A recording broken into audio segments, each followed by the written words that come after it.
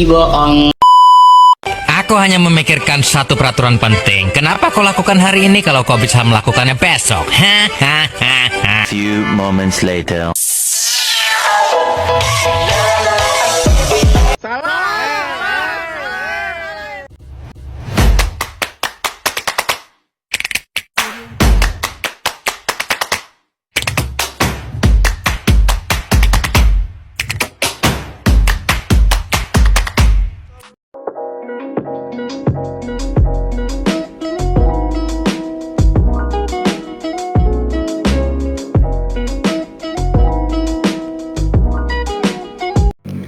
Kasus kepailitan PT Dirgantara serta analisisnya. PT Dirgantara Nusantara adalah perusahaan yang bergerak di bidang manufaktur pesawat terbang. Akibat gagal memenuhi kewajiban pembayaran terhadap para kreditur, salah satu krediturnya, PT Jaya Finansial, mengajukan permohonan pilot ke Pengadilan Niaga.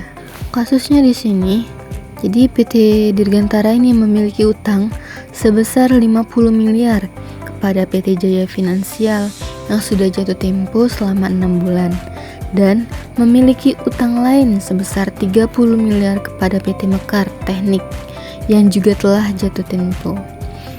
PT Dirgantara tidak dapat melunasi utang-utangnya karena masalah arus kas dan kerugian operasional selama 2 tahun terakhir. Pengadilan Niaga menerima permohonan ini dan memutuskan bahwa PT Dirgantara dalam keadaan pilot setelah memenuhi syarat kepailitan sesuai undang-undang. Analisis berdasarkan undang-undang. Yang pertama, dasar hukum kepailitan diatur dalam Undang-Undang Nomor 37 Tahun 2004 tentang kepailitan dan penundaan kewajiban pembayaran utang atau UUK PKPU. Yang kedua, syarat pilot pada pasal 2 ayat 1 UUK PKPU, PT Dirgantara dapat dinyatakan pilot karena memenuhi syarat sebagai berikut. Yang pertama, memiliki 2 atau lebih kreditur atau pluralitas kreditur. Jadi, PT Jaya Finansial dan PT Mekar Teknik adalah 2 kreditur yang valid. Dan yang kedua, tidak mampu membayar utang yang telah jatuh tempo dan dapat ditagih. Artinya utang kepada PT Jaya Finansial sebesar 50 miliar dan kepada PT Mekar Teknik sebesar 30 miliar telah jatuh tempo dan belum dibayar. Dan yang ketiga, proses permohonan. Yang pertama, PT Jaya Finansial ini mengajukan permohonan pilot ke Pengadilan Niaga dengan bukti adanya utang yang belum dilunasi. Dan yang kedua, pengadilan memeriksa kelengkapan bukti dan memenuhi unsur-unsur pada pasal 2 UUK PKPU. Dan yang keempat, keputusan pengadilan. Jika Pengadilan Niaga memutuskan pilot, maka harta PT Dirgantara akan dikelola oleh kurator untuk membayar utang kepada para kreditur sesuai dengan urutan prioritas yang diatur dalam pasal 1131 dan pasal 1132 Kitab Undang-Undang Hukum Perdata. Nah, kurator di sini artinya itu pengurus atau pengawas harta benda yang pilot. Dan yang kelima, prioritas pembayaran.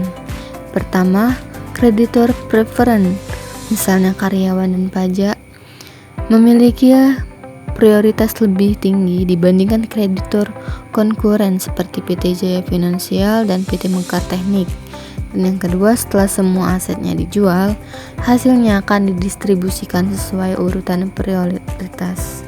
Dan yang keenam, ada alternatif penundaan kewajiban pembayaran utang atau PKPU. Sebelum dinyatakannya pilot, PT Dirgantara juga memiliki opsi untuk pengajuan PKPU guna merundingkan rekonstruksi